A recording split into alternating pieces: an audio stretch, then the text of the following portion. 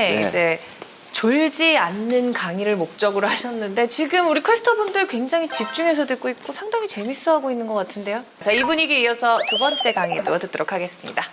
두 번째 얘기는 제조업, 강국 뭐 그런 얘기를 하려고 그래요. 영국이 꽃무늬를 좋아하거든요. 꽃무늬는 잊어라. 꽃무늬는 잊어라. 꽃무늬는 잊어라. 그리고 한 20년 지나서 보니까 관광업하고 서비스업만 한 나라들이 못 살아요. 제조업은 지식이 개인한테 붙으니까 여기서는 사람 잘 안 자르거든요. 이렇다면 톱질만 잘해도 그냥 먹고 사는 거예요. 그걸 우리가 못할 이유가 없잖아요. 그래서 제가 생각하는 건 지금이라도 제조업을 다른 식으로 한번 고민해봐야 될 것 같다. 우리가 제일 잘 만드는 게 보니까 제조업 뭔지는 아시겠죠? 그러니까 뭐 공장 생각하시면 돼요. 근데 지금 청년들이 아마 공장에서 일하고 싶은 사람들이 그렇게 많지는 않을 거예요. 그리고 근데 이런 게 있어요. 잘 사는 나라들, 특히 아까 조금 전에 말씀드린 뭐 스위스나 스웨덴 같은데 이런 나라들 보면은 제조업이 강한 나라가 잘 살아요. 그래서 정밀자 붙는 것들 있잖아요. 그런 것들을 진짜 잘하는 국가들이 1인당 국민소득 막 7만 불, 8만 불 넘어가는 나라들이 그런 나라거든요. 그래서 20세기 후반에 막 이런 생각을 했어요. 3차 산업을 강화시키는 게 발달한 경제일 거다라고 막 그래서 3차 산업을 잘해야지 막 서비스 산업 막 그랬거든요. 그리고 한 20년 지나서 보니까 관광업하고 서비스업만 한 나라들이 못 살아요. 그리고 제조업을 안 버리고 잘 끄고 나온 나라들이 잘 살아요. 그래서 이케아라는 가구 회사가 있어요. 이케아가 들어간 나라는 제조업, 특히 가구 산업 구조가 다 바뀌어요. 그래서 이게 딱 들어오잖아요. 그러면은 더 뭐 바로크 풍 뭐 이런 거를 하는 거를 더 강화시키겠다고 하거나 아니면 더 싸게 만들겠다고 하거나 어쨌든 그 나라 산업 구조가 바뀌거든요. 그러니까 절대 경쟁력이에요. 근데 이케아가 영국 들어갈 때요. 신문에 광고를 이렇게 낸 거예요. 꽃무늬는 잊어라. 영국이 꽃무늬를 좋아하거든요. 그러니까 영국이 지금까지 갖고 왔던 이 모든 패션과 이거 아니다라고 영국 충격을 받았죠. 그러니까 이케아가 들어오면은 모든 나라가 이게 한번 충격을 크게 받아요. 그래서 뭐 망하거나 재편을 하거나. 제조업은 지식이 개인한테 붙으니까 여기서는 사람 잘 안 자르거든요. 이렇다면 톱질만 잘해도 그냥 먹고 사는 거예요. 그리고 제조업이 고용이 안정적이에요. 근데 우리가 보니 약간 너무 아름다운 걸 생각하다 보니까 제조업을 2000년대부터 방기했어요. 그러니까 아까 이제 말씀드린 그 기본 고용도 사실은 제조업에서 일정 부분이 계속 남아주면서 가야 되는데 우리가 제조업을 너무 신경 안 쓴 거거든요. 그런데 이런 얘기를 한 거예요. 제조업이라는 거는 정부가 관여하는 게 아니라 알아서 하는 거다. 그랬더니 진짜 그런가 봤더니 결국 정부가 관여를 해요. 그래서 이거를 대대적으로 보여준 게 트럼프가 보여준 거거든요.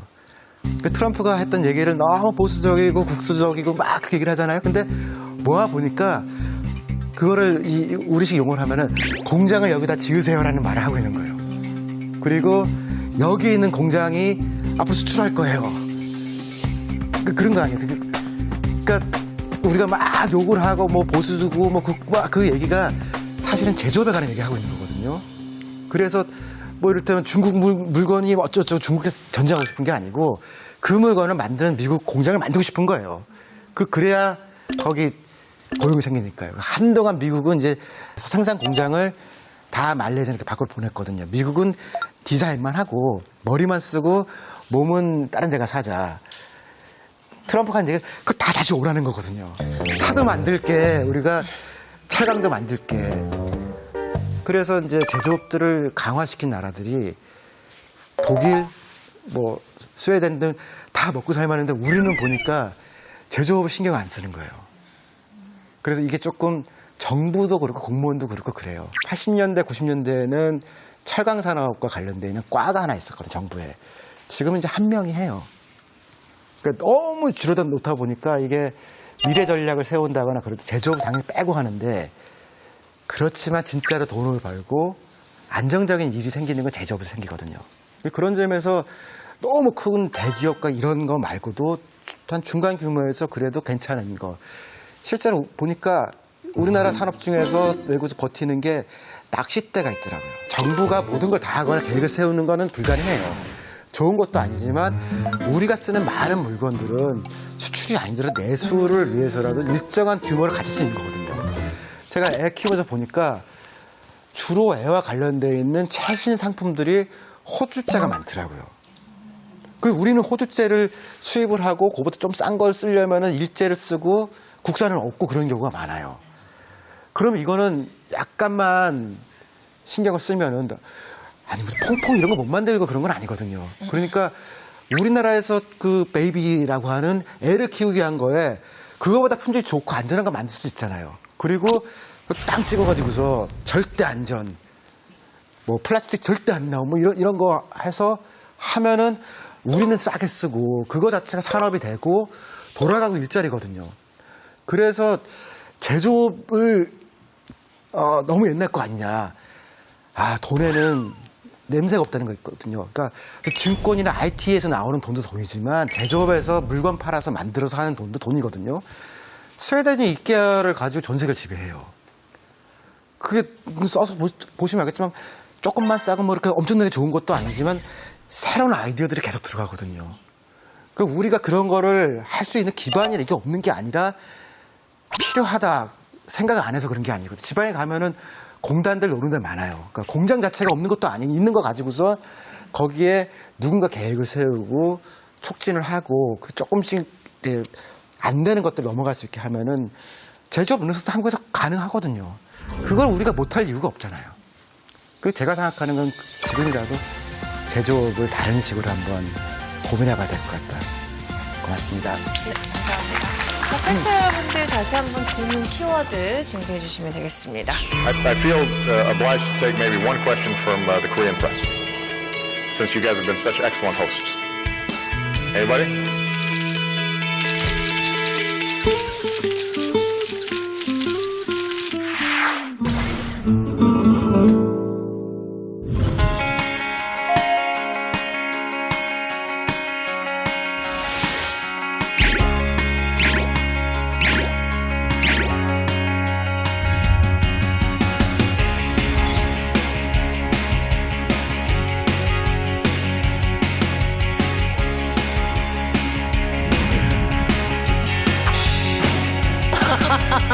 교수님 강연 중에 발달시키기 위해서 어떤 노력을 하고 있는지. 근데 제가 좀 질문을 드리면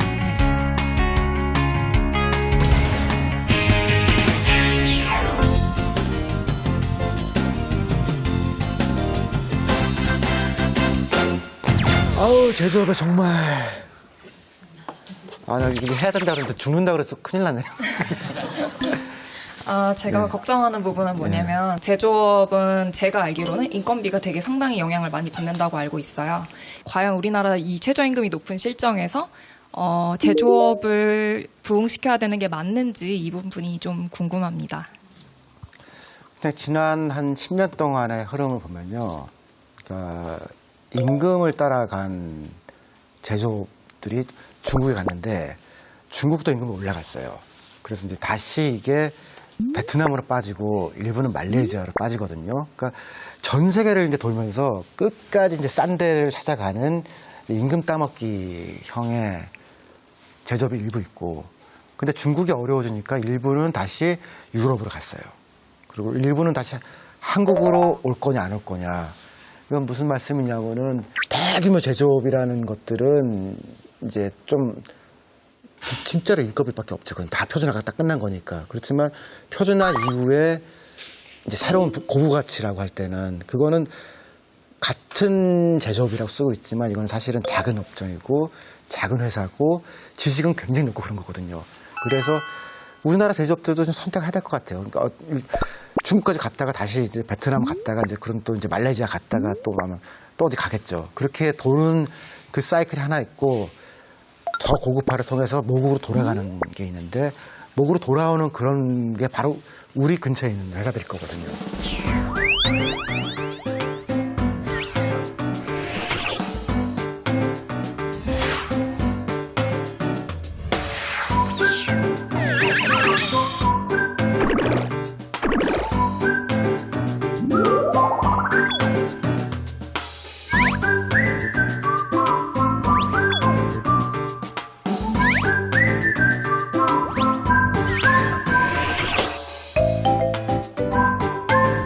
그런 점에서 볼 때는 이 제조업이 단순히 그냥 인건비만 하는 거냐라고 하면은 아름다움과 지식과 기능 이런 것들이 21세기에도 계속 돌아갈 것 같아요.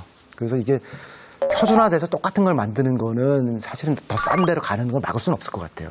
그렇지만 소득이 높아지면은 사람들은 더 다양한 걸 쓰고 싶어 하거든요. 이제 제가 초등학교 때 보면은 한 반의 절반 정도는 옷 계열이 색깔이 같았어요. 그래서 그때 시장에 이런 물건이 들어오면은 다 거기서 샀기 때문에 비슷한 옷을 입었거든요. 근데 지금 제가 애들 어린이집에 가보면은 우리 집 애 둘만 옷이 같지. 우린 같이 샀으니까 형제 거니까 다 옷이 다르거든요. 그 다 기능성, 색상 전부 다 다르잖아요. 그러니까 이게 같은 물건을 통해서 제공하던 시기에서 다르고 조금 더 감성적인 제품의 시대로 올라가거든요. 그래서 그 시장이 있다고 생각하는 거예요. 사람들의 취향이 문화적으로나 감성으로 다양해지는 거죠. 거기에 맞춰서 제조업도 더 감성적이 되는 거고. 제 주변의 젊은 친구들을 보면 항상 옷도 뭔가 그 비슷비슷한 옷인데 뭔가 외국의 어떤 브랜드 마크가 달려있거나 아니면 외국 거와 되게 디자인이 비슷한 것들을 되게 위주로 많이 고르고 있어요. 그래서 이런 것들이 저는 그 박사님께서 말씀하신 제조업이 조금 이렇게 내수로 잘 돌아가려는 그거의 방해물이라고 생각을 하거든요. 이거 어려운 거. 근데 한 2만 달러 국민소득으로 치면은 그때까지는 국민들이 자기 나라 거를 쓰는 게 좀 도움이 됐을 것 같아요. 그렇게 해서 이제 워낙 아무것도 없으니까 그래도 그 나라 사람들이 그걸 뭐라도 쓰는 게 도움이 되는데 1인당 국민소득 2만 달러가 넘어가면은 별로 도움 안 될 것 같아요. 그냥 자기가 보기에 멋있는 거, 좋은 거, 나한테 필요한 거 그게 외자면 외자 쓰고 우리나라 게 제일 좋으면 우리나라 거 쓰고 소고기는 우리나라 거 먹잖아요. 그리고 농산물도 그렇고 그래서 그거는 취향이 고급화되고 다양화되는 게 나쁘다고 생각하진 않거든요. 근데 이제 외제라서 무조건 좋아하는 거는 조금 잘못된 소비고 근데 그게 자기 눈에 제일 좋았다. 근데 하필 그게 외제였다. 그러면 저는 그건 문제가 없을 것 같거든요. 그리고 또 그렇게 사람들의 눈이 높아진 거에 사실은 맞추는 게 맞아요. 그 회사들이. 그 트렌드가 있으면 트렌드도 좀 따라가고 또 가끔은 트렌드를 선도하기도 하고 그렇게 하면서 움직이는 건데 또 영국과 프랑스 관계가 서로 되게 미워해요. 전쟁도 많이 했고 그런데 프랑스 사람들은 영국제 옷을 꼭 입고 싶어 했거든요. 영국 사람들은 프랑스제 포도주를 먹는 걸 좋아해요. 왜냐면 영국은 이게 고도가 높아서 프랑스가 안 되거든요. 국부론에도 그러니까 데이비드 리카도라는 사람이 이제 무역 이론을 한 건데 거기에 비교 이론에 딱 나온 게 프랑스 포도주예요. 그 예로 든 게 우리가 포도주를 만든다고 하는 건 바보 같은 일이고 그냥 열심히 우리 거 팔고 프랑스에 그 포도주 사 먹는 게 낫다. 그렇게 경쟁하고 그러면서 두 나라가 전 세계 탑을 갖고 온 거거든요. 실제로 고급화된 거예요. 지금도 잘 살고. 그래서 우리도 한중일 사이에 서로 경쟁하면서 또 사주기도 하고 또 질투도 하면서 또 일제가 좋다 그러고 우리 거 좋다 그렇게 하면서 이제 글로벌 시대니까 저는 경쟁도 맞다고 생각하는데 외제 집착하는 거는 그건 한 경우는 나쁘다고 생각해요. 자기 예산 제약보다 많이 쓰면 나빠요. 그러니까 예산 제약 안에 있는 거는 사실 뭘 쓰든지 그건 취향인 거고 그거를 존중해주는 게 선진국이거든요. 머리가 길면 어떻고 짧으면 어떻고 빨가면 어떻고 노라면 어떻고 그런데 그런 다양성이 있는 거를 맡겼던 회사들이 세계 최고 회사가 되는 거거든요. 그런 점에서는 뭐 외제 집착은 좀 해도 되는데 너무 비싸게 사는 건 좀 아닌 것 같아요. 네, 감사합니다. 제조업이 성장해야 하는 거 맞지만 또 너무 제조업만으로 너무 치우치지 않을까? 왜냐면 특히나 우리 한국에서는 한꺼번에 훅 생기고 없어지고 이런 게 엄청 많았다고 생각을 해요. 그래서 좀 다양하지만 오래 갈 수 있는 이런 산업들이 많아졌으면 좋겠다는 바람이 있는데 그런 것들을 뒷받침할 수 있는 제도라든지 아니면 그런 제도가 있으면 어떤 게 있을지 궁금합니다. 60년대부터 90년대까지 대량 생산, 대량 소비의 시대라고 얘기를 했거든요. 그러니까 공장으로 치면 큰 공장에서 똑같은 거를 만들어가지고서 쫙 뿌리는 그 시기였어요. 한국이 거기까지는 잘 따라왔거든요. 근데 이 대량 생산이 끝나고 소품종, 그러니까 많은 품종을 조금씩 만드는 시대가 된 거거든요. 그러니까 이케아가 잘하는 것도 뭐냐면은 똑같은 물건을 만드는 게 아니라 조금씩 바꿔가면서 쓸 수 있게 하는 디자인을 변형시킨 거거든요. 그러니까 많은 걸 조금씩 만드는 이 시기에 우리가 적응 못한 거예요. 직장 민주주의 들어본 적 있으세요? 직장 민주주의? 저만 처음인가요? 반응이 두 가지예요. 뭔지 모르겠다. 그리고 좋은 것 같은데 한국에서 가능할지 모르겠다. 40% 이상이 퇴사하고 싶다는 거예요. 우리는 회사가 군대처럼 된 거거든요.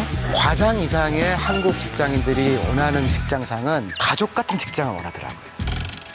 오너라고 하는 사람들이 때릴 수도 있고 머리가 아플 수도 있잖아요. 연봉이 많냐, 일이 많냐. 근데 지금 우린 너무 많이 받거든요. 그래서 직장민주주의는 이게 돈이 들지 않는 거라서 그래요. 팀장 몇 사람, 이사 몇 사람만 마음을 잘 먹으면 바로 할 수 있는 거거든요. 조직의 실패를 줄이기 위해서 직장민주주의를 한 거예요.